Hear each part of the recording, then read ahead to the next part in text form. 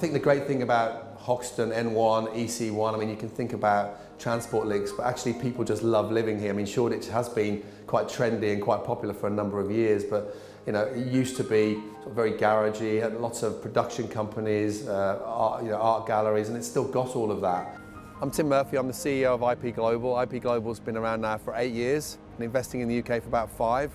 Ironically, our first investment in London was this building here, and we kind of fell in love with this area. We love the investment rationale of EC1, N1 being in the middle of the city, but also it's such a great place. I mean, if I had the ability to just buy one of these buildings now, turn it into one of my flats, I'd be buying here above anything else in the city. It's such a great area, and this is what really got us into investing in EC1, N1 at the very, very beginning.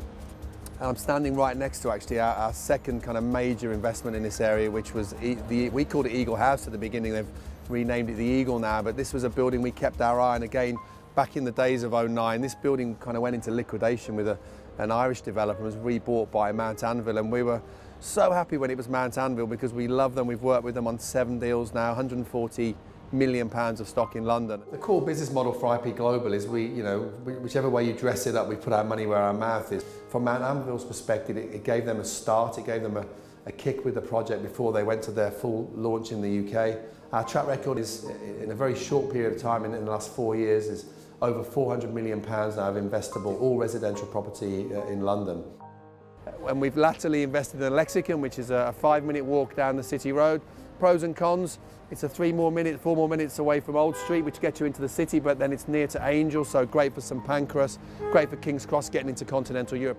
If you read any of the big agent reports about this location, they're talking about 118% growth in the next 5 years to around 2016, 2017, when the 2 Lexicon towers will be built, Canaletto will be built, there's a couple of other sites. The whole area of City Road Basin is being regentrified. I think we're talking about £1,500 a square foot in the next 2 years. So anyone still buying at around $1,000, $1,100, $1,200 a foot, I think there's a lot of value. There's even talk 2020 about this easily getting to £2,000 a foot and being really a good rival for what they're now calling Fitzrovia W1, because it's so close to the city, but it's such a lovely area to live in. You know, for EC1 and N1 to be this close to the city, to be able to walk maybe 10 minutes to Gherkin in the summer if it's not raining, to go to work, or 1 stop on the tube, or equally 2 stops on the tube the other end, and you're on the Eurostar into Europe. So that's what's driving this. That's why Google are here. That's why a lot of the big technology companies, Channel 4 here, lots of big production companies. And for me, I think many of our clients will never sell these. I think they'll rent them out, they're getting 4 or 5% yield. I think when they're old and grey, they'll either use them to live, or their kids will definitely want to use them to live. And really that's at the heart of this whole location.